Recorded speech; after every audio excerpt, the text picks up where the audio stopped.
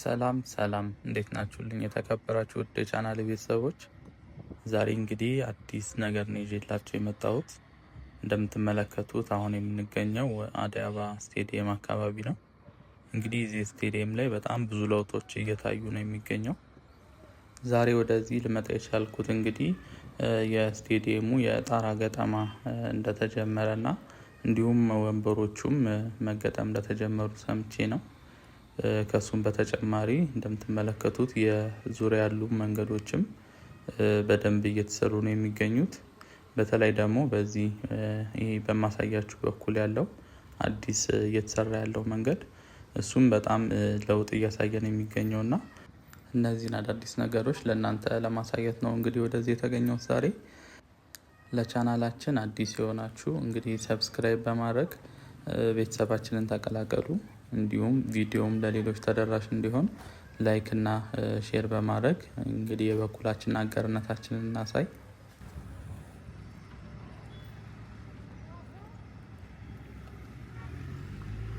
እንግዲህ የዛሬ ጉዟችንን የጀመርነው እንደተመለከታችሁት ከቦሌ መድኃኔዓለም ወደ 22 በሚወስደው መንገድ እንግዲህ ከዛ ጫፍ ያለው የስቴዲየሙ አዲስ እየተሰራ ያለው መንገድ ነው። እንግዲህ ከሱ ጀምረን ቀጥታ የምንሄደው አዲስ እየተሰራ ያለው መንገድ ማለትም ይሄ ቀጥታ የምንመለከተው አዲስ መንገድ ነው። ወይም ደግሞ እዚህ ፊት ለፊት ላይ የቀደም ሲል እዚህ ጋር መስጊድ ነበረ። እንግዲህ ከስቴዲየሙ መሰራት ጋር ተያይዞ ወደ ጎን አካባቢ ተለዋጭ ቦታ ተሰጥቶት እንግዲህ መስጊዱ ወደዛ ተዘዋውሯል። ስለዚህ ይሄኛው እንግዲህ ዋና መንገድ ነው የሚሆነው ማለት ነው። እንግዲህ ከዚህ ጀምረን ቀጥታ እስከ ቦሌ መንገድ ያለው አዲሱ የሚያወጣው መንገድ አለ። ከኢምፔሪያል ወደ ቦሌ ድልድይ የሚያወጣው መንገድ ማለት ነው። ይሄኛው ቀጥታ እየተሰራ ያለው ወደዛ ነው። ስለዚህ እስከዛ ድረስ አይተን በዛ በኢምፔሪያል በኩል መግቢያ አለ። በውስጥ እንገባና የስቴዲየሙን የውስጠኛ ክፍል ደግሞ በዛው የምንመለከት ነው የሚሆነው። እንደምታውቁት ይሄ ስቴዲየም እንግዲህ ከተጀመረ በጣም ቆይቷል እና ለረጅም ጊዜ ያን ያህል ለውጥ እያሳየ አልነበረ። ከቅርብ ጊዜ ወዲህ ግን በጣም ከፍተኛ የሆነ ለውጥ እያሳየ ነው የሚገኘው። ስቴዲየሙ ዋናውም ቢሆን በዙሪያ ያሉት መንገዶች፣ ግቢውም በጣም የሚያስገርም አይነት ለውጥ እየታየበት ነው የሚገኘው። ይሄ የምትመለከቱት እንግዲህ አጥሩ ነው። እንግዲህ አጥሩ እንደተመለከታችሁት አሁን የብረት ገጠማ እየተደረገለት ነው የሚገኘው። የስቴዲየሙ ዙሪያ እንግዲህ በዚህ አይነት መልኩ እየታጠረ ነው የሚገኘው። ኦልሞስት እንዳለ በሚባል መልኩ የዙሪያው ታጥሮ አልቋል። አሁን ላይ እየተሰራ የሚገኘው ይሄ የብረት ገጠማው ነው። እሱም ኦልሞስት እየተጠናቀቀ ነው የሚገኘው። እንግዲህ አጥሩ ከተጠናቀቀ ውስጡ ማለት ግቢው ለፓርኪንግ ምቹ ተደርጎ እየተሰራ ነው። እሱም ቢሆን በዚህኛው አሁን እኛ ባለንበት ሳይድ ነው እንጂ በሌላ በኩል ያሉት ለፓርኪንግ ሬዲ ሆነዋል። ከፊት የምንመለከተው አረንጓዴ አጥር እንግዲህ የተዘዋወረው አዲሱ መስጊድ ነው። እዚሁ አንድ መንገድ ነው ተሻግሮ እዛው ነው እንትን ያለው። ያን ያህል ብዙ የሚያስቸግር አይደለም። እንግዲህ ከነበረበት ቦታ አንጻር መንገዱ እንግዲህ እንደምትመለከቱት ነው። በጣም ሰፊ ተደርጎ ነው የተሰራው። ከዚህ ከአጥሩ ጥግ ተነስቶ እስከ ቤቶቹ ጫፍ ድረስ ነው እንግዲህ የመንገዱ የሚሰፋው። ይሄ እንግዲህ ከአዲስ የተሰራው የቦሌው ከቦሌ አትላስ ያለው ከሱላ የሚሰፋ መንገድ ነው።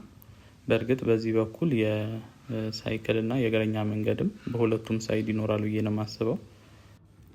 እንግዲህ ይሄ ስቴዲየም እንደምትመለከቱት በአራቱም ዙሪያ በዋና ዋና አስፓልቶች የተከበበ ነው። ይሄኛው አዲሱ ሲሆን ሶስቱ መንገዶች ደግሞ ቀድሞም የነበሩና እጅግ በጣም ደረጃቸውን የጠበቁ በኮሪደር ልማት የተሰሩ ናቸው። ከዚህኛው በተጨማሪ እንግዲህ ከፊት ለፊት ጫፍ ስንደርስ የምናገኘው ከቦሌ ወደ መገናኛ የሚሄደው አለ። እሱኛው እንግዲህ ትንሽ ቆየት ብሏል ከተሰራ።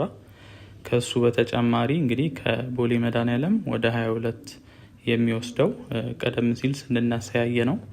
እሱኛውም አለ። ከሱ በተጨማሪ ደግሞ ከኢምፔሪያል ወደ ቦሌ 22 የሚወስደው መንገድ ጋርም እንዲሁ ከአጥሩ ጋር ተያይዞ እየተሰራ ያለው መንገድ ነው። እንግዲህ ዙሪያውን በጣም ወሳኝ የሚባሉ የመንገድ ፕሮጀክቶች እየተሰሩ ነው የሚገኙት። በነገራችን ላይ እዚህ አካባቢ ላይ በጣም ሞቅ ያለ ሰፈር እየሆነ ነው አሁን ላይ። እንግዲህ ከዚህ ቀደም ይሄ እንደ ጓሮ አይነት ሰፈር ነበረ።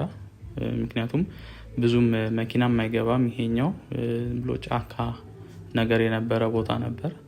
አሁን ላይ ግን ያው ከስቴዲየሙ ጋር ተያይዞ ብዙ መሰረተ ልማቶች እየተሰሩ የድሮ ቤቶች የነበሩም እንዲሁ እየታደሱ ለንግድ ሱቅነት እየተዘጋጁ ነው የሚገኘው።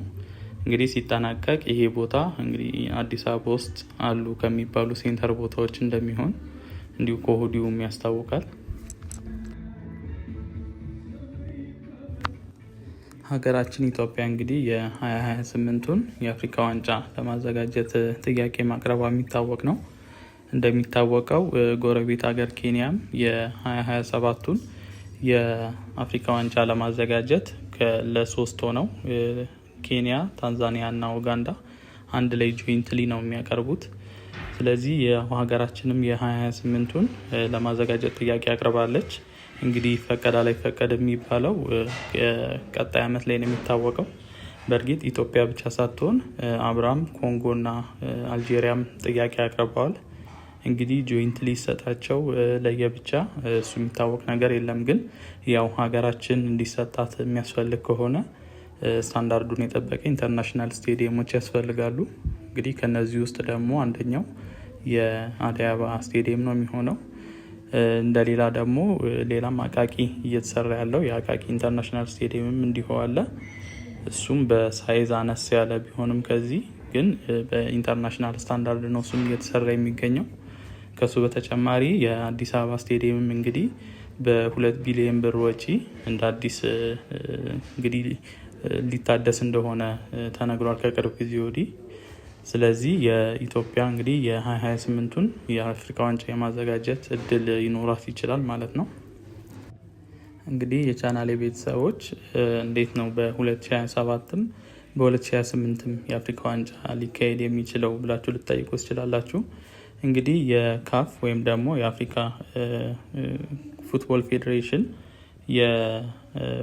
የአፍሪካ ዋንጫ የሚካሄድበትን አመት ከየ2 አመቱ ወደ 4 አመት ተቀይሯል። ከዚህኛው ከቀጣይ አመት ጀምሮ ማለት ነው።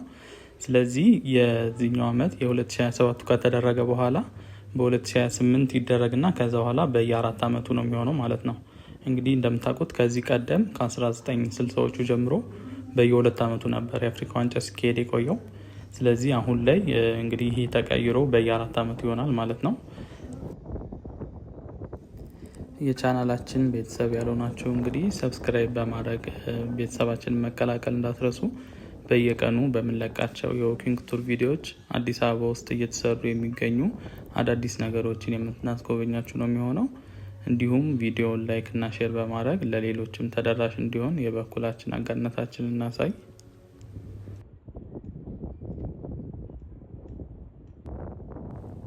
ቀደም ብዬ እንደነገርኳችሁ እንግዲህ ወደዚህ የመጣ ነው አዲስ አበባ ስቴዲየም የጣራ ገጠማና የወንበር ገጠማ መጀመሩን ለማየት ነው። በእርግጥ አሁን ላይ እቃዎቹ እየወረዱ ነው የሚገኙት። እነዚህ የምትመለከቷቸው እንግዲህ የጣራውና የወንበሮቹ ማቴሪያል ናቸው። በኮንቴነር ሆነው እየገቡ ነው የሚገኙት። አክቹዋሊ አሁን ላይ የሳምፕል ነው እንጂ ሙሉ ለሙሉ የወንበሩ ሆነ የጣራው ገጠማው አልተጀመረም። ሳምፕሎች ናቸው እንግዲህ ቼክ እየተደረገ ነው መሰለኝ። እንግዲህ በዚህኛው ሳምንት ወይ በቀጣይ ሙሉ ማቴሪያል ከተሟላ በኋላ ገጠማው ይጀምራል ብዬ ነው የምጠብቀው። እንግዲህ ጣራው የሚያልፈው ምናልባት ማታውቁት ከሆነ ይሄኛው ዚግዛጉ እንደ ደብሊው የሚመስለው እዛ ላይ ነው የጣሪያው እንግዲህ ስትራክቸሩ የሚቀመጠው ማለት ነው። ከዛ ከርቭ እየሆነ ወደዛ ወደ ላይ ይወጣል። ለማንኛውም እንግዲህ በውስጥ በኩል ስቴዲየም ውስጥ ገብተን ያለውን ነገር አሳያችኋለሁ። አሁን ላይ ምናልባት እስከ መጨረሻው መቆየት የማትችሉ ከሆነ ዲስክሪፕሽን ላይ ታይም ላይን አስቀምጥላችኋለሁ፣ የውስጠኛው ፓርት ያለበትም ማለት ነው። ቀጥታ እዛ ላይ ደቂቃውን በመንካት ቀጥታ ወደ ውስጥ ያስገባችኋል። ውስጥ ያለው ምን ይመስላል የሚለውን እዛው ላይ መመልከት ትችላላችሁ። እንግዲህ እስከ መጨረሻው አብራችሁን ቆዩ። በጣም ተወዱታላችሁ። በጣም ብዙ ለውጥ እየታየበት ያለ ግዙፍ ፕሮጀክት ነው። እስከ መጨረሻው ቆይታችሁ እንግዲህ ተመልከቱ።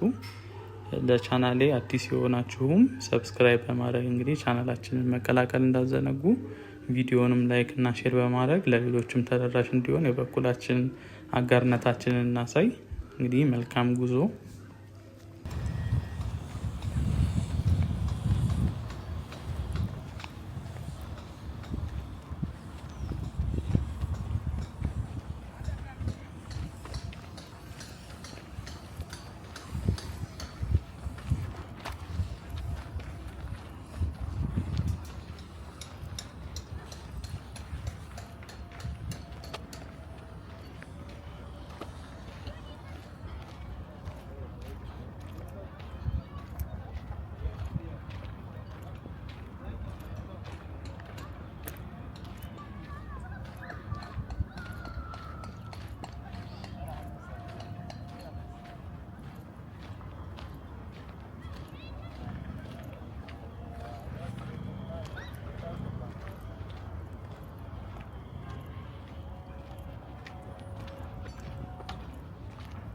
Спасибо.